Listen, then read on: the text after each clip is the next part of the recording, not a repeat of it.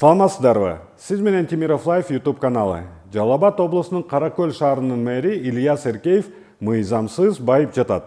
Мындай арыз менен жергиликтүү тургундар президент Садыр Жапаровго, башкы прокурорго жана экономикалык кылмыштарга каршы күрөшүү кызматына кайрылышкан. Даттангандар бул багыттагы документтерди бизге да жөнөтүшүп, иликтеп берүүбүздү өтүнүшкөн.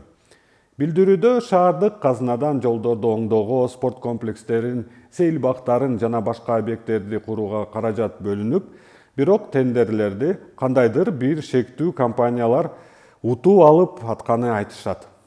Тендерден соң объекттер таптакыр курулбай, курулса да бүткөрүлгөн иштин сапаты көңүл жылытарлык эмес экени айтылат.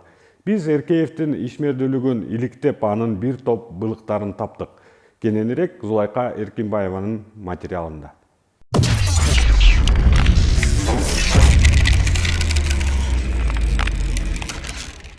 Биз бул ирет алмашкыс мэрлик тактысына бекем жармашкан Каракөл шаарынын мэри тууралуу кеп кылабыз. Тагыраагы Ильяс Эркеев бул кызматордун анда-санда тыныгуусун эске албаганда 2010 жылдан бери эч кимге бербей келет. Жогорку кеңештин Мекеним Кыргызстан партиясынан депутаттыкка талапкер болгонго да жетишкен. Чакан гана шаардын номун гана башкаруучусу декларация боюнча айына 36 000 сомдон киреше табат экен. Ошону менен катар 5,5 миллион сомго бааланган мал жандыктарды да кармайт. Эркеев жогорудагы белгиленген кирешесине карабастан 2019 жылы шаарда курулуп жаткан мечитке 10 миллион сом чапчыган каражатты бөлүп берген. Ал муну курулуш иштерине өзүнүн техникасын бекер иштеткенин жана курулуш материалдарын жеке каражатына сатып алганын айтып, түшүндүрмө берген. Андай болгон учурда ал техниканы кайдан алды деген таалуу суроо жаралат. Ильяс Марсович мамлекеттик кызматтан сырткары бизнес менен алектенерин, үй бүлөсүнүн ишканасы бар экен журналисттерге айткан жайы бар. Унутуп калган керезиби Айтор декларациясында аларды көрсөткөн эмес. Отчеттордо анын туугандары тууралуу эч нерсе көрө албадык. Бирок биз анын компаниясын таптык. Ал Ынтымак строй, Элиза Шамшиева аттуу жарандын атына катталган.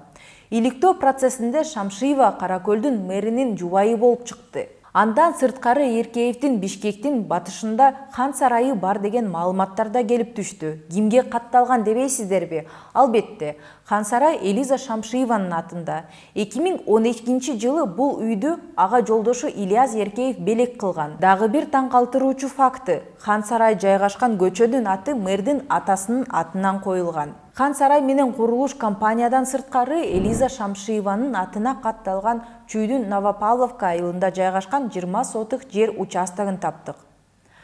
Азыркы аткаминерлер мыйзамды тоготпой, эптеп эле байып кетүүнүн амалын издеп, байлыктарын жашыруу үчүн жада калса калп эле ажырашууну да көнүмүш адатка айландырып алышканы деле коомчулукка маалым. Бул экөө да былыктарын жабайын дешкенби, Айтор расмий ажырашышкан.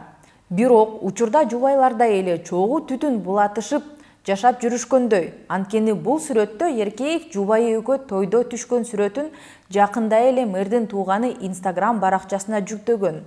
Бул болсо мэрдин Facebook баракчасы. Ал жерде жубайы менен чогуу түшкөн сүрөттөрдү көрө алабыз.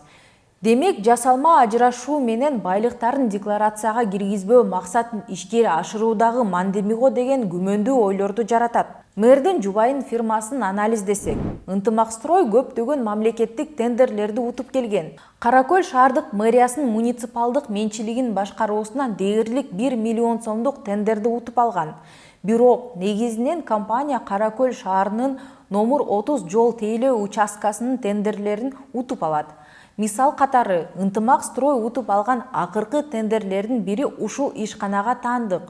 Жол тейлөө участкасы 75 000 сомго акташ үчүн акиташ сатып алган.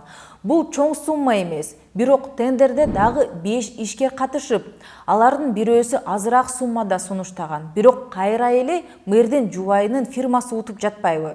Дагы бир көңүл буруучу жагдай 2018 жылдын май айында ЖТУ номер 30 Ынтымак стройго кызматтык келишим боюнча 350 000 сом которот.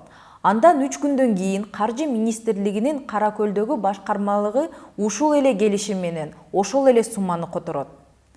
Мында акча кайтаруу болгонбу же жок экендиги боюнча маалымат ачык булактарда жок. Ошол себеп фирма эмне үчүн бир эле кызмат үчүн мамлекеттен 2 жолу акча алганы белгисиз бойдон калууда.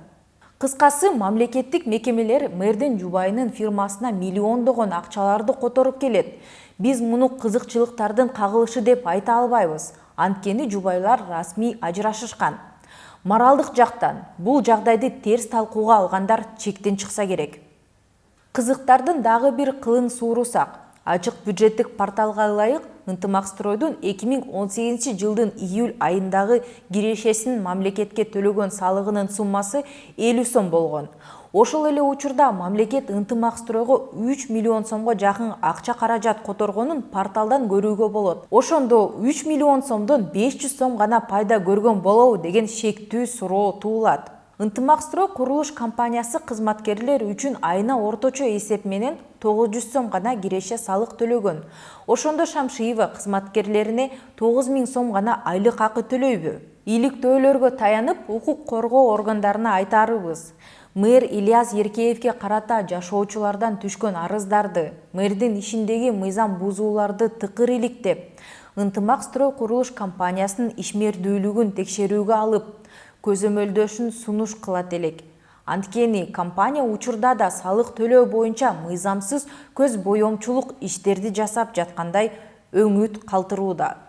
Сиз менен Зулайка Эркинбаева болдум. Амандыкта жүз көрүшөлү.